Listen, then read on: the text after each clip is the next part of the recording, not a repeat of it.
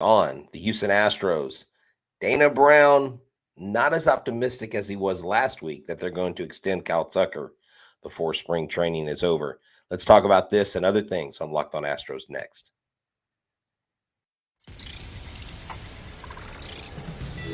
Alvarez hits a high drive center field. Veer leans back.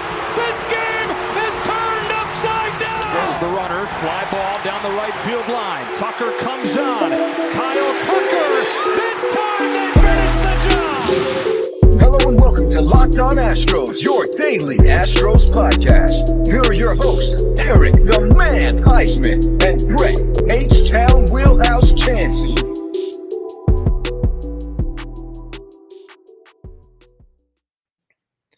We are Locked On Houston Astros, and we update you join us for a daily Locked On Astros podcast. My name is Eric Huysman. You can find me on Twitter at Eric Talk Stros. Find the show at Locked On Astros, your team every day. Brett, where can I find you at?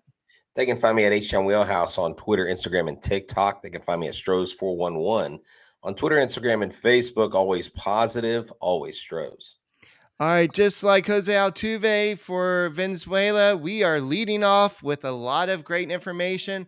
We have Dana Brown with maybe some not so good news about some extensions. We'll talk about that in a second. And then we have a whole bunch of pitchers in this game. This game is still going on. And this is why I know Chandler Rome is like, where is the pitch clock? And this is kind of old school baseball. But guys, thank you for making Locked On Astros podcast your first listen every day, whether it's on YouTube. Go ahead and subscribe to us. Give us a big fat thumbs up and go ahead and make us your first listen on Apple, Odyssey, Spotify. And if you want to know where to go listen to us, go and check out the QR code up above us and go and scan it and just go ahead and find all the different locations you can make us your first listen every day. So let's go ahead and start off with we'll talk about what's going on with Team Venezuela in a second, but I don't know if that was on my side, but definitely World Baseball Classic is what apparently my computer wants to talk about. But let's go ahead and talk about what Dana Brown had to say about some injury. And I guess one of the big things we need to talk about is Yordan Alvarez. This is a big guy the Astros need in the lineup. And apparently he's supposed to maybe take some swings, maybe Friday, maybe Saturday. Apparently Dana Brown said he has zero pain. We don't know how long it takes him to get ready. He's a fierce competitor in the batter's box. It's just a matter of him being completely healthy. Hopefully we're through the storm. Once he gets back swinging, I think he's had ample rest he needs. So hopefully he's back sometime in the next week or so in the actual lineup. Yeah, exactly. Well, I hope selfishly he's back because I just got tickets given to me for Saturday's game. When we get there, we're going to Sunday's game. Then we're going to the next Saturday's game. So hopefully in one of those three games we're attending to see the Astros play, we'll get to see Yordan Alvarez take his first competitive swings of the spring. If not, maybe we'll get to see him in the cages, hang out there by where the players are working out. I'm excited about that. The prospect of Yordan Alvarez being on the field, being fully healthy is something that every Astros fan wants to see. And I would much rather this thing get solved and taken care of. My only question is going into it is this something that's going to pop back up throughout the season? Are we going to see him go on a few IL stints here and there? And what is his health going to be like come playoff time? Those are my main concerns with this. I trust the Astros are doing the right things to get him ready. I trust, everyone, you've got to trust the doctors. They get paid a lot of money to make sure these players are in tip-top shape. So that is good news to hear about that. And Dana Brown also said that Michael Brantley's readiness to play on opening day is in doubt, that he is still working his way back from a shoulder surgery performed in August, that he's been away from the team for a few days dealing with a personal matter. Remember, he left 2 different times. So it's going to be really close to be their opening day or shortly thereafter, a week or so. We don't know where that is, but I'm hoping, sooner rather than later, and actually no later than April 10th with Michael Brantley. So look, no panic needs to be induced by Astros fans. Yordan Alvarez is going to come back when he's ready. Michael Brantley is going to be there when he's ready. You don't want to rush these guys back because they will be key pieces in another Astros playoff run in 2023. Yes. So apparently we've started a thing, and we've had a lot of commenters say that we have a word of the day for each podcast. And Yeah. like yesterday, we didn't have one in a fantasy baseball one, and people were like, "What's the word of the day?" Remember, one day it was maybe, then the other day it was something else. So we need to decide what today's word of the day is. So, guys, if you're watching live, go and tell us what y'all think the word of the day is based on what we're reading. So he also talked about Lance McCullers on Wednesday, and he said he's feeling much better, but there is no timetable for him to pick up a baseball.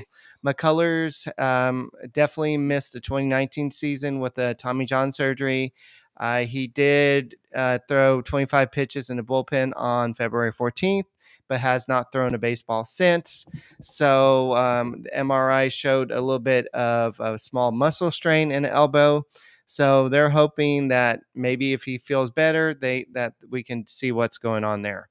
So hopefully we can have him back at some point, but I don't think they're going to rush him. I don't think they're going to rush Michael Brantley. And I think the fact that we saw Jake Myers and Chas McCormick back both in the lineup today versus Team Venezuela is a telling sign that they're looking to start opening day likely with Michael Brantley out of lineup and probably Alvarez as the DH. Yeah, that seems like a good guess there. I really think, like we talked about, it's, center field will be Myers and McCormick to start. They're going to give Myers more leeway. They're going to give him more opportunity because of kind of seniority. He came up before the other guys. But Justin Dearden, dude, hit a triple today. Right. And we'll get into the game here in a little bit. I mean, Eric, this center field battle, you remember when we had Siri, McCormick, Myers. Before that, we had Straw, we had McCormick, we had Siri. We've kind of had this rotating three-headed beast. And I know Miles Straw went, he got paid, he got the Gold Glove and all that stuff. But McCormick has turned out to be a pretty decent replacement for Jake Myers. He get this, I was listening to the broadcast, and if y'all were watching, you heard this. Apparently, someone had him recreate the catch from the World Series at his brother's wedding. Right. So he's become famous for this catch. But Chas McCormick wants to be known more for a catch or a single play. He wants to be known for what he's doing right now. And that's what this competition is going to be. And I just really think that Dearden will play a big part in center field this year. I just don't know when his time will be, but he will get called at some point. If he doesn't make opening day roster, which honestly right now, I wouldn't be shocked if he made his way onto the opening day roster. Yeah, I mean, it's hard to kind of bet on that just because there's so much talent. But if Michael Brantley's on the IL at the time, maybe there's a shot. You just have to give him a chance. You have to open the spot. Bly Madriz had a big double today, and then you had some other guys contribute. We'll talk about the game in a little bit. And in a second, we will talk about Dana Brown's comment about Kyle Tucker and Framber Valdez.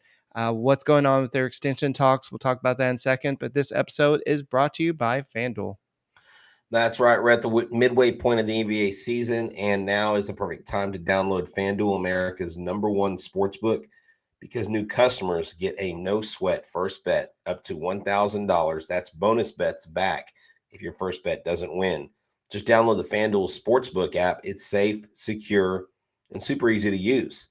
Then you can bet on everything from money line, 2-point scores, and threes drained. Heck, I'm pretty sure with the World Baseball Classic coming around, you can also bet on those games as well. Plus, FanDuel even lets you combine your bets for a chance at a bigger payout with a same-game parlay.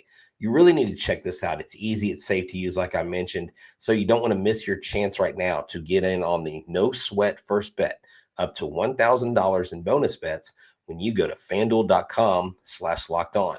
That's FanDuel.com/lockedon. Make every moment more with FanDuel, an official sports betting partner of the NBA. I think it was late Wednesday night, we had an article come out from John Heyman, and it was about Kyle Tucker and Framber Valdez, and about some comments that Dana Brown said. I don't know if it was to him, or if it was if it's something that was talked about a little bit today. But basically, Brown said he's given contracts talks 48 hours in their attempts to lock up pitcher Framber Valdez and star outfielder Kyle Tucker to long-term deals.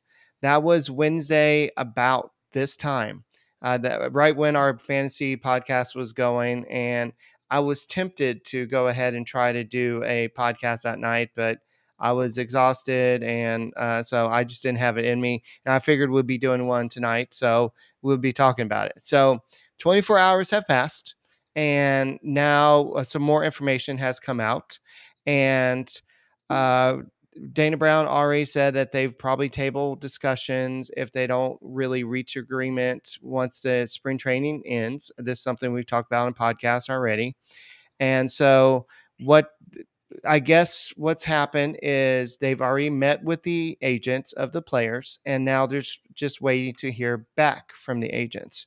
We're just waiting to close, waiting to see what's going to happen. I'd love to get both of them done. The beauty is we have these guys for the next 3 years. I love to get them secured so that next year, the only thing we have to worry about is Bregman and Altuve. If we don't get them secured, we still have them for 3 years. It's not the end of the world. But he also said he felt more optimistic about extensions for Tucker and Valdez a week ago. And he also added, we may be further away, particularly on Tucker, than Valdez. But I'm one of those who likes to keep hope alive.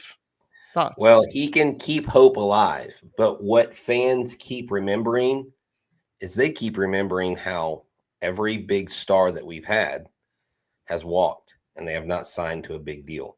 Right. I'm talking about Garrett Cole. I'm talking about George Springer. I'm talking about Carlos Correa. I'm talking about all these players that have come through and they've left.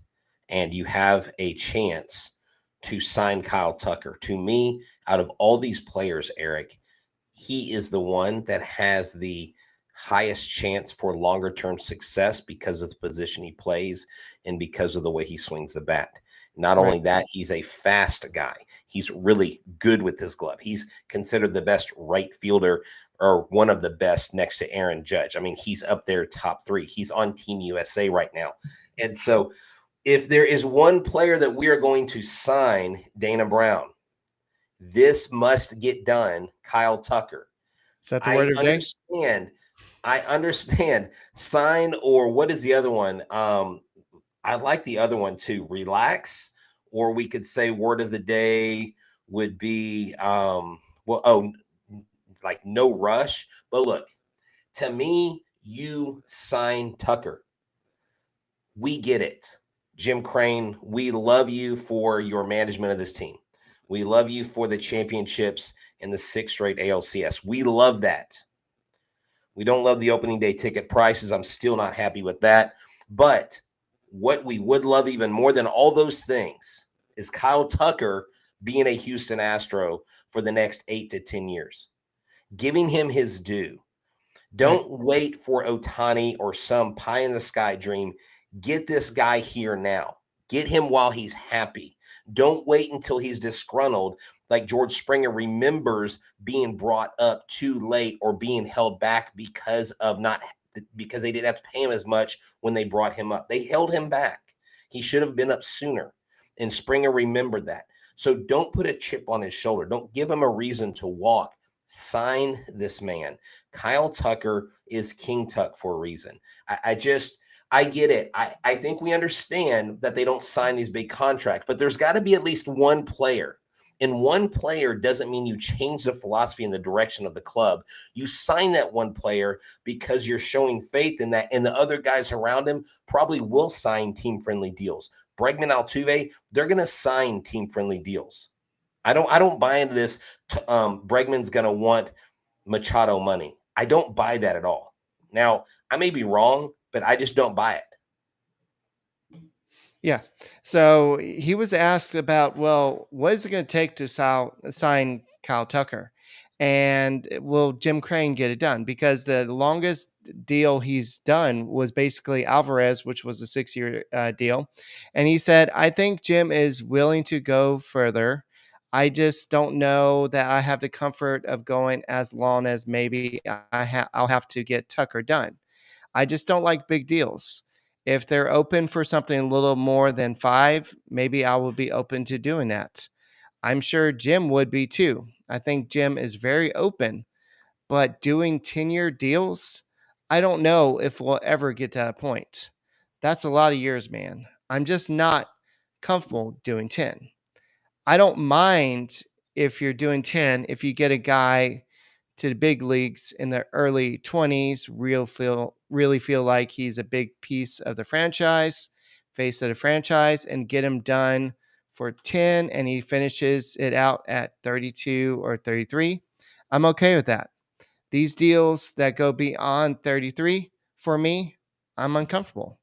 The analytics on that is not good. And that's what we've been saying the Astros have tried to avoid.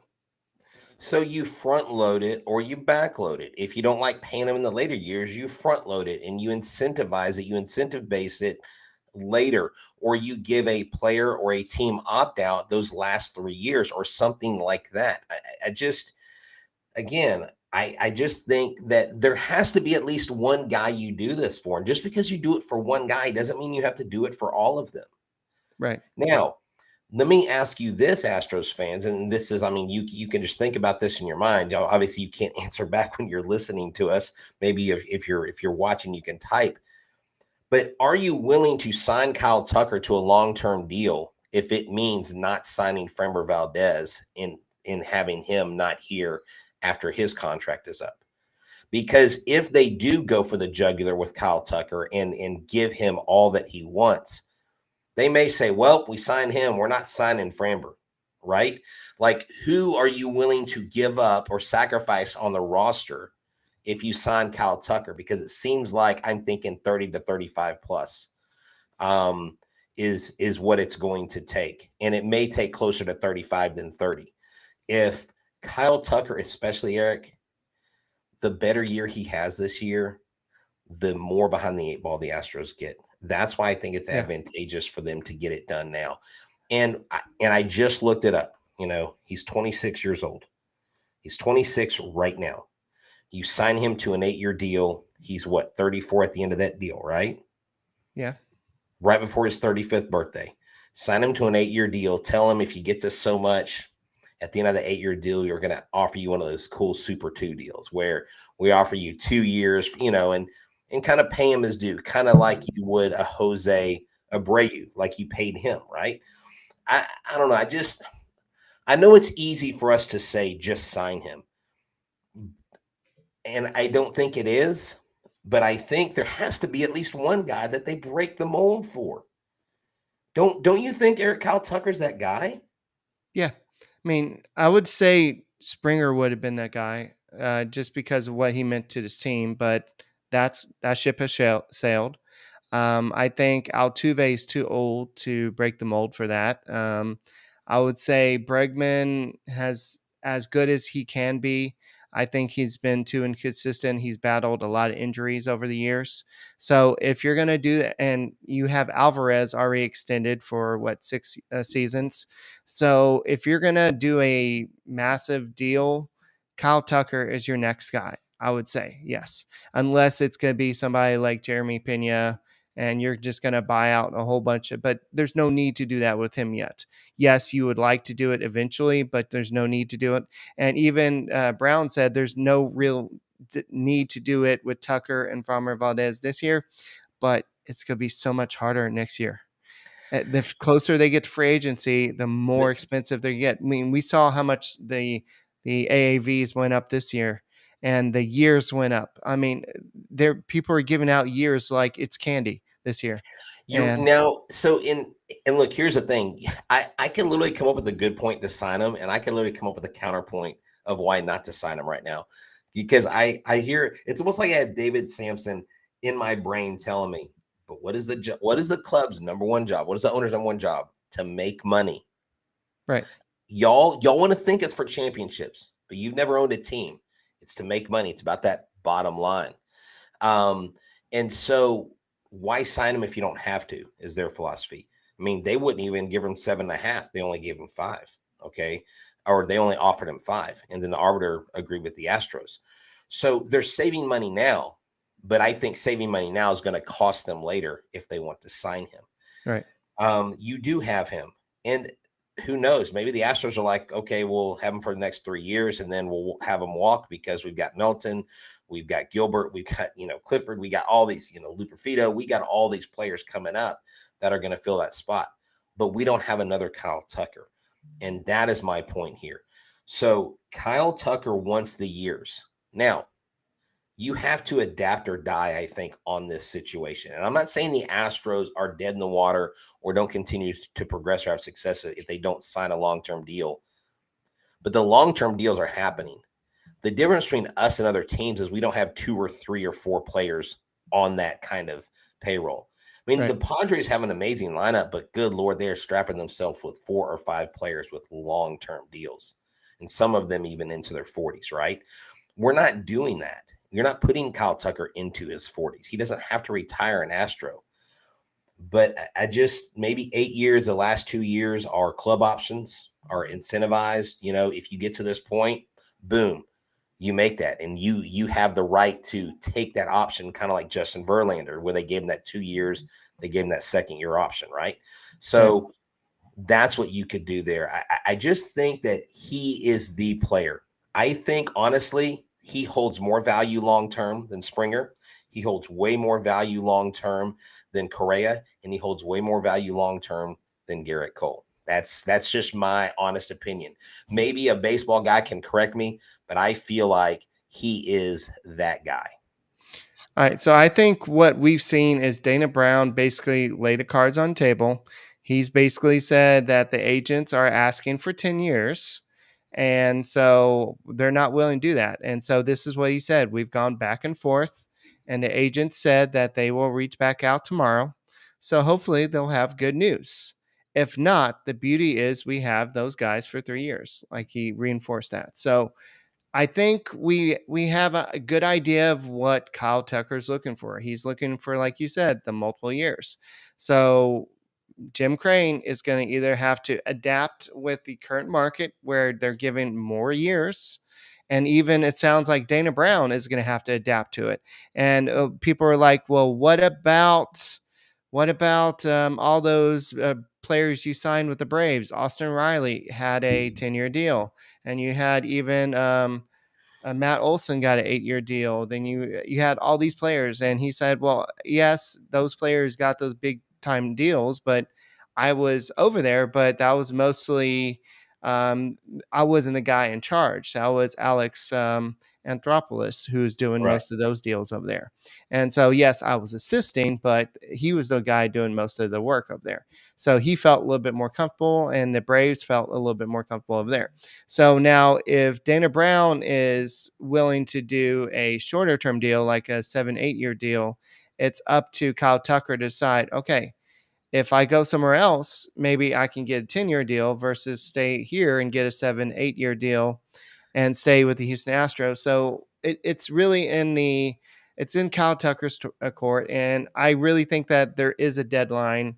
I mean, I know Dana Brown said it's not really a deadline and they can continue talking, but eventually the players just want to focus on getting ready for a season, and they'll worry about it next year.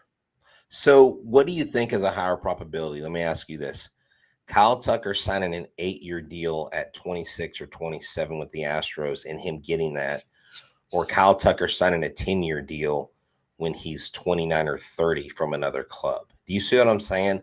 I think he's got a better shot at signing a shorter deal before he turns 30 than and getting more money than maxing out that offer when he turns 30 and getting a 10-year deal. Because once you hit that 30, you're quote unquote on the downward slide of that career. C-Plan, I'm answering that question in a second, but C-Plan says, if Crane is pushing back on a whole analytics thing, why can't he budge his mindset on long-term deals? Because so far, the analytics, the things on long-term deals has not been good. You have some that have worked out, some that have not, but the majority, Josh Hamilton, Mike Trout. I mean, I know he's been injured a lot, but then you have Albert Pujols. He dealt with the whole foot issue the whole time, and then he didn't get good until Major League Baseball gave him the juice ball, allegedly. And then he went back to St. Louis and got the little motivation. But the long-term deals have not worked out for a lot of That teams. No, yeah, that's an excellent point. And you and I have both said that, and we've talked about how there really haven't been a whole lot of titles. Actually, I think the only two that have won any that had 10 to 12-year deals was A-Rod and Jeter with the Yankees. And we all know about that roided up team and how they were cheating. But my thing is there's got to be one guy. I'm not saying you change the direction. Jim Crane, I don't want you to change your philosophy. What you're doing works. I trust the process. I trust the decisions you've made. We've literally won 2 World Series since 2017. We've been to 4. We've been to 6 straight ALCS. The proof is in the pudding. So it's hard to argue that he's going to keep us from winning World Series if he doesn't sign Kyle Tucker to an 8 or 10-year deal. We're not saying that. Right. But if there is one guy you're going to do it for, It's because there's nobody else on this roster that you're going to do it for. I mean, it's not a pitcher. It's not Garrett Cole. It's not, Carlos Correa, obviously there were some injury concerns there because everybody's talking about it now. And even after McCullers, look at after extending him, look at how many injury concerns that he's had. I know that that Valdez is not McCullers, but geez, that would scare any owner away from extending a player. But I think Valdez is maybe a little bit more durable, and nothing against McCullers. When he's healthy, he's a good pitcher, but geez, that would scare somebody from a long-term deal. So I don't even think that Valdez will get a 10-year deal. I think he would get max 5 years or something like that. Yeah, and just to answer Garrett, he was like, so if long-term deals, and good point, don't work, why are we stressing about Tucker leaving for a 10-year deal? I'm not necessarily stressing over it. I think that you can at least pick one guy out of your lineup and you say, okay, this is the guy. But you do have to do this. Right here, you could do this. Colleen says, so you sign a long-term deal with stipulations on milestones, right? Well, you incentivize the contract, right? But even if you put incentives in there, if they're obtainable, they still count against the AAV. Yeah. So you could say, okay, he's only getting 28, but he has incentives to make up to 35. Well, if they're realistic incentives, they're going to count that against the club. That doesn't go away. And so it's just one of those things where give me one guy, give me one long-term contract. I want that to be Kyle Tucker. If they don't sign Kyle Tucker to a long-term deal, the bright side is we got him for 3 years. The bright side is we've got kids that are coming up that are going to be absolute monsters. We got kids that are coming up in the Dominican Summer League that are probably going to be monsters, even if 1 or 2 of these guys hit. So look, what's going to happen is going to happen. Dana Brown said it. He said here, one of the last things I want to talk about that he mentioned, it was at the end of his, he says, we've gone back and forth with the agents, and they said they would reach back out tomorrow. Did you already read that? Okay. So look, maybe there's hope. Right. Maybe just because we have him for 3 years, enjoy Kyle Tucker while he's here. Yeah. So let's move on from that. We only got like a minute or 2 left. Let's talk about WBC. Jose Urquidy pitched for Team Mexico today. He pitched 3 innings, allowed 5 hits, 3 runs, no walks on the plus side, 1 strikeout, 2 home runs. So Team Mexico lost 6-0 to Cleveland Guardians. Almost said Indians. I apologize there. Kyle Tucker is batting 1, 2, 3, 4, 5, 6 for Team USA, and they are trailing the Giants right now, 3-0. And so far, Kyle Tucker does not have a hit in this game, but that's interesting. It's currently going on as we're watching this. And the Astros played Team Venezuela today, and Jose Altuve led off the game with a single. And then on the next flyout, he does what Jose Altuve does, which is run into an out, try and advance on a fly ball. So sometimes he makes those little bonehead plays. But overall, then it was kind of awesome to see Mauricio Dubon lead off. And then he actually got a first pitch double.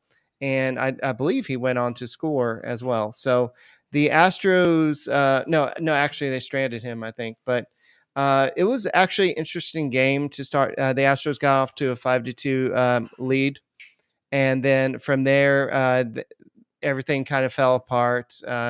They lost 9-8. They made it interesting by getting 2 runners on in the 9th inning, but overall, it was a lot of walks, 20 walks in that game. Brandon Bielak pitched 3 innings, allowed only 3 hits, 2 runs, 1 home run. And overall, Jaden Murray gave up 5 runs, 4 of them earned with 2 walks. So it was the Astros only allowed 7 walks, but you had a lot of Astros minor league pitchers pitching for Venezuela to save some of the arms. Yeah, I noticed that. I was like, wait, why are they pitching for them? It's kind of like whenever To you're save in arms, little yeah. league. Yeah, it's kind of when you're in little league and the other team only has like 7 players, and you put 2 of your players in the outfield, and you tell them, like, make a good attempt at the catch, but Right. if you drop it, I'm not going to be mad at you. You're not going to throw it. No, I'm joking. Yeah, But they look, left the bases loaded 3 times, but you they had to did realize the guys out there, they're not a right. lot of the They major league guys are out. But dude, Justin Dearden, like you put in the notes here, turned on that 100-mile-an-hour fastball for a triple. I'm telling you, man, Justin Dearden, he's not on the 40-man roster. But if there's anyone that can find their way onto the 40-man roster from spring training, does Justin Dearden, if they said, okay, give me one guy that could do it. You got Right. one guy. I want him. Take one of those dudes off, DFA somebody. I think they added a couple late. So look, take one of those guys. And oh, Eric, I almost forgot. I got something to give away. Okay, go for it. I've got let me just double check and make sure that I get these tickets in my app. When I look at my While you're ticket doing that, app, I'm going to take a selfie of us doing the show. it looks like I have 2 extra tickets to the Space Cowboys versus the Houston Astros, and it is at Minute Maid Park. And for some reason, it's not pulling my tickets because my Wi-Fi is off. But I do have 2 tickets, and we had talked about them, sharing them. Yes, I got 2 tickets in section 252, row 8, seat 1 and 2.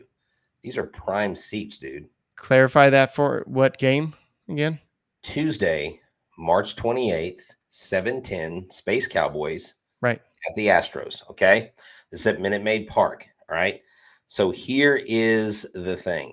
I'm just going to randomly select someone here. I'm just feeling it. I'm looking up and down at the names, and everybody's commenting. All of you are great. I can't pick more than one, but I am going to give these to Darby Duffin. Darby Duffin, you have won the Tuesday, March 28th, 7:10 Central Time, Space Cowboys at Astros. I need you to send me your email on Twitter, on Instagram, or TikTok, wherever you're on the socials, and make sure you can go to the game. And if you can go to the game, I need your email. I will forward you those tickets this evening if you get that to me. You are welcome. I just picked someone randomly. I didn't have this pre-planned. I was like, I'm just going to pick someone when the show comes up. So there you go, Darby. Those are your seats. And yes, we do have opening day tickets. Eric and I will both be at opening day for the Houston Astros. So we'll let you guys know when and where you can meet us. If you want to meet up with us, hang out, talk about the Astros going back to the World Series and all that stuff. So that's all I got tonight. Again, Darby, make sure you send me something online, your email. If you don't, you better send it to me now in the chat, or you can even send it to me on YouTube as well. All right. And the Astros will be facing a familiar foe on Friday. It's going to be Justin Verlander. And don't bother Dusty Baker tomorrow because he's going to be taking a lot of young players fishing. So that'll be interesting. So that's all we got for this edition of the Locked On Astros podcast. Make sure you check us out on YouTube. Make sure you go and give us a subscribe to us and give us a fat thumbs up and make us your first listen on anything you listen to your podcast on. You can find them all up here. And we'll see you tomorrow, and go Astros.